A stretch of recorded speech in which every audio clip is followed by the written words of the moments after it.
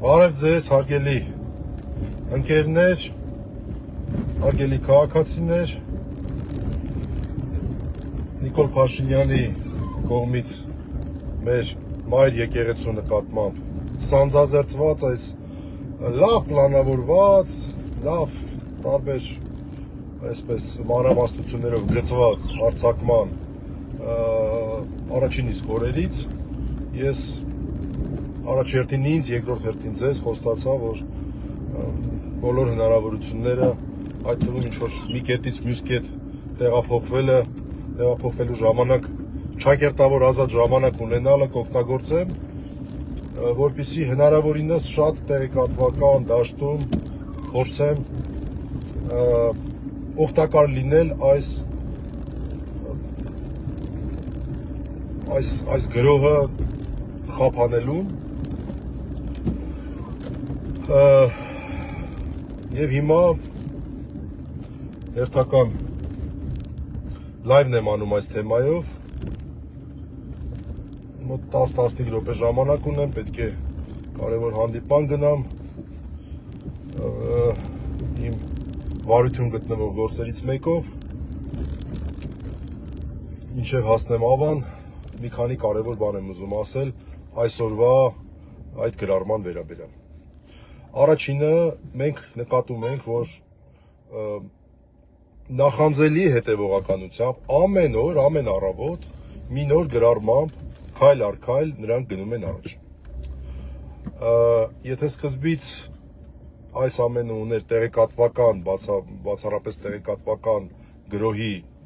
բովանդակություն, ապա այսօր, հատկապես այսօր, եւ ինչ-որ ճշմարտություններ կասկածի տակ դնելու եւ այլն, ապա հատկապես այսօր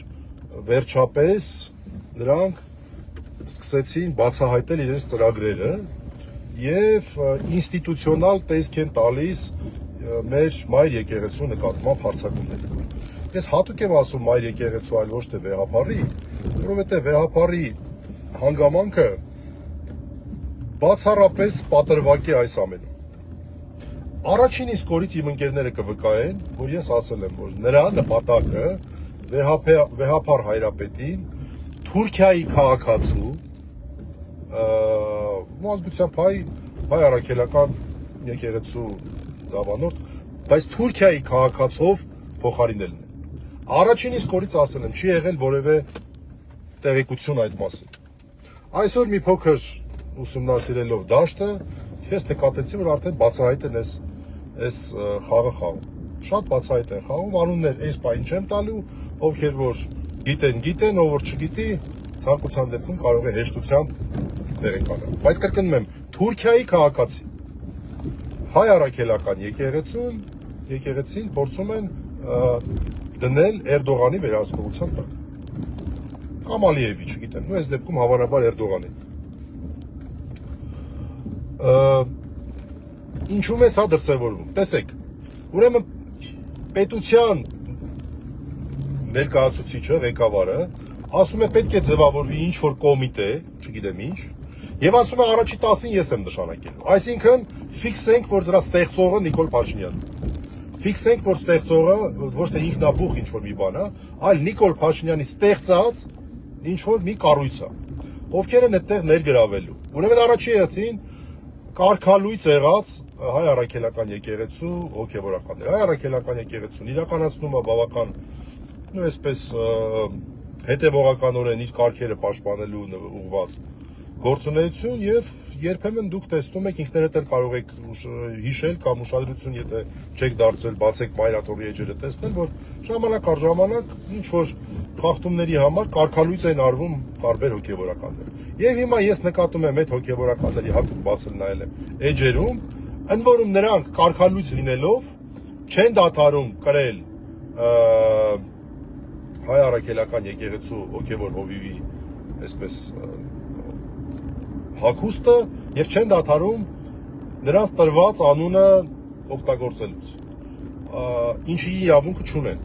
Այսինքն չեն օգտվում ավազան անունից, այն անունից, որ տրվել է նրանց ծննդյամբ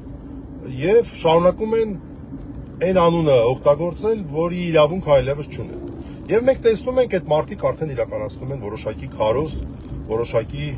մարդկանց ուղղությամբ։ Նորից կգնեմ Թուրքիայի քաղաքացի։ Բան չեմ ուզում ասեմ այդ մարդկանց այլ հատկանիշների վերաբերյալ։ Այլ հատկանիշները ընդհանրապես քննարկման առարկա այս բան չէ։ Քննարկման առարկա է այն հանգամանքը, որ այդ մարդիկ փաստացի իրենցից այդ մարդիկ փաստացի Թուրքիայի քաղաքացի են, ինչը նշանակում է թուրքահապատակ են, պաշտոնապես ինչը նշանակում է գտնվում են Էրդողանի ազդեցության տակ։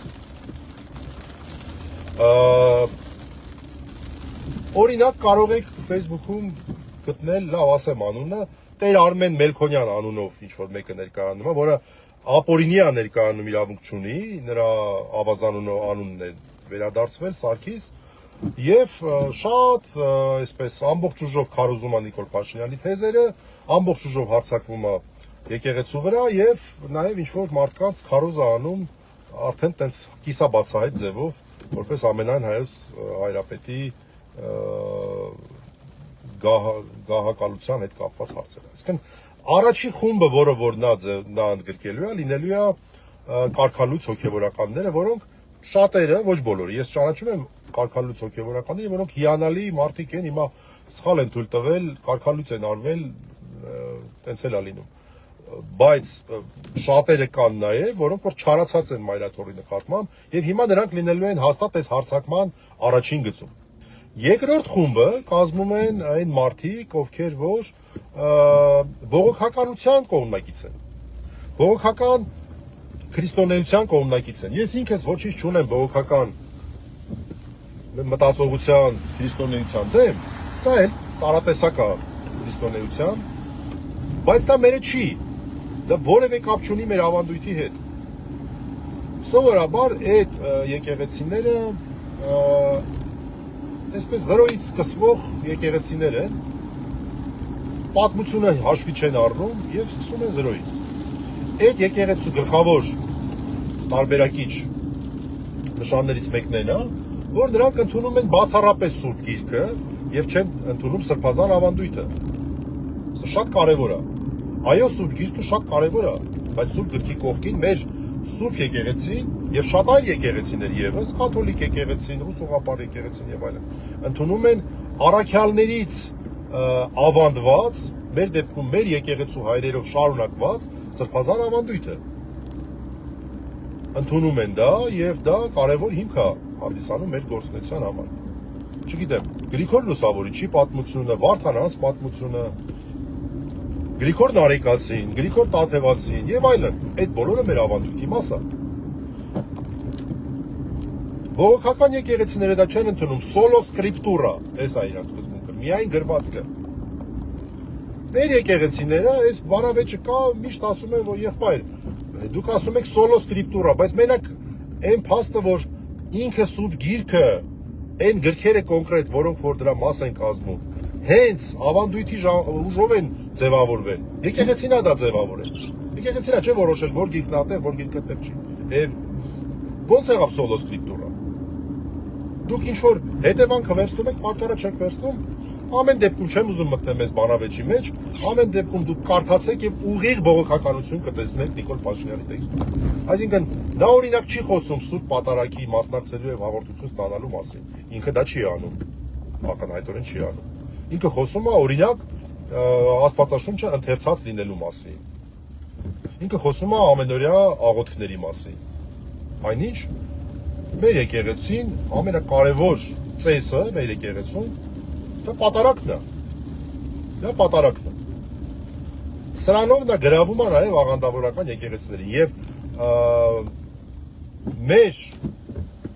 առաքելական եկեղեցին փաստացի ուզում է դարձնի մի նոր կյանքի խոսք աղանդ։ Okay, էսա երկրորդ խումբը, որի վրա նա աշխատում է։ Երրորդը դե բնականաբար այդ գնելատիպ նեոբոլշևիկներն են, որոնք կարող է հակնեն քրիստոնյայի դիմաc, կարող է եւ չհակնեն, որոնք պատրաստ են ամեն ինչի այդ կաթողիկոս սպանող, հոգևորականներին վերացնող այդ նեոբոլշևիկյան այդ բոլշևիկյան այդ մտածողությունը վերականգնելու համար։ Նրանք սկզբունքորեն դեմ են ցանկացած հոգևորին, սկզբունքորեն դեմ են ցանկացած եկեղեցու եւ նրանք նույնպես դաշնակից են։ Այս երեք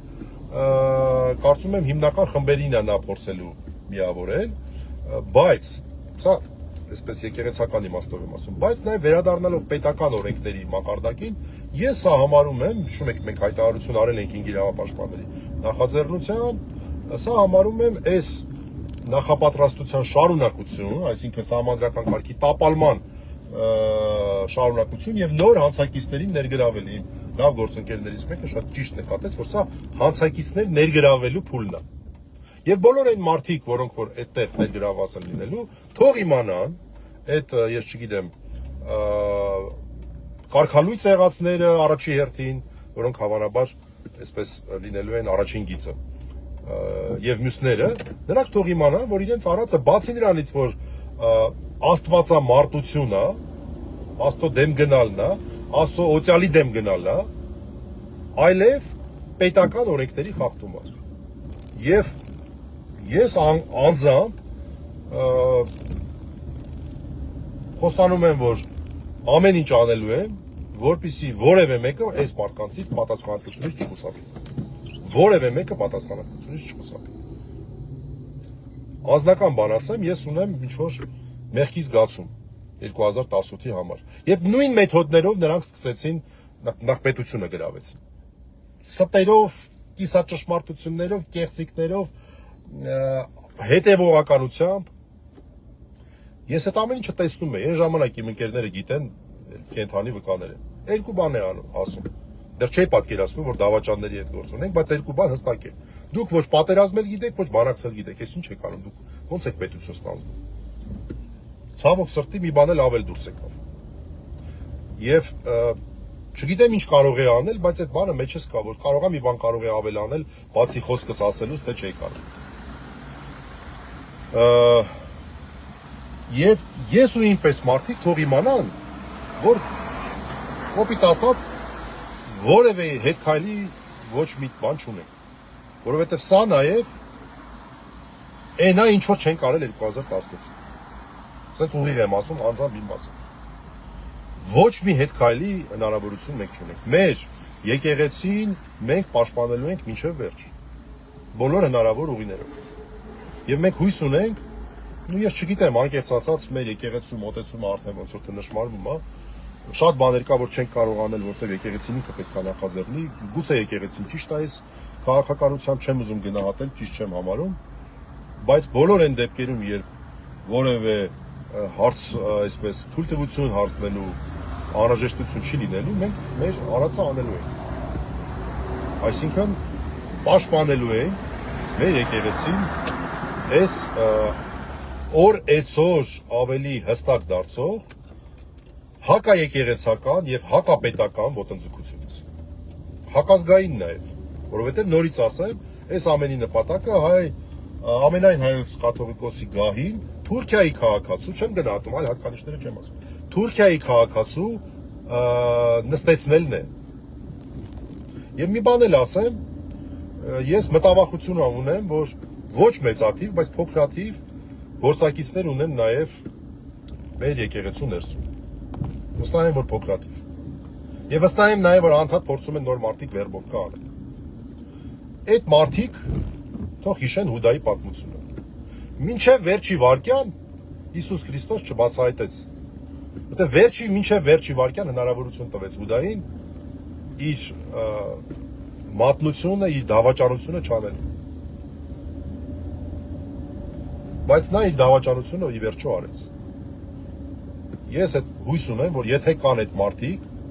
որոնք որ այդ ճանապարհն են բռնել, չեն շարժվի Հուդայի ճանապարհով եւ վերջի պահին իրենց չար ծրագրերից հետ կկանգնեն։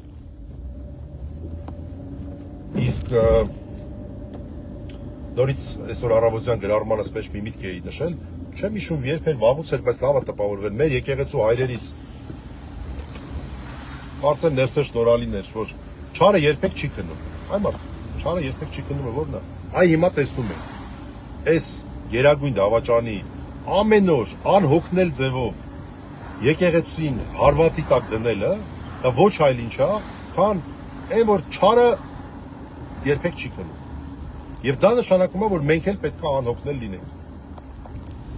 Եվ մեր գործերի, մեր կոնկրետ իմաստով իրավապաշտպան, փաստաբանական եւ այլն, միշտ ժամանակ գտնենք այս ամեն ինչի համար։ Ես ճիշտ չեմ համարում լռելը։ Իմ մասով ասեմ, կամ այսպես աշխարհականների մասով ասեմ, այն մարդկանց մասով ասեմ, ովքեր որ եկեղեցու այսպես մեջ են, բայց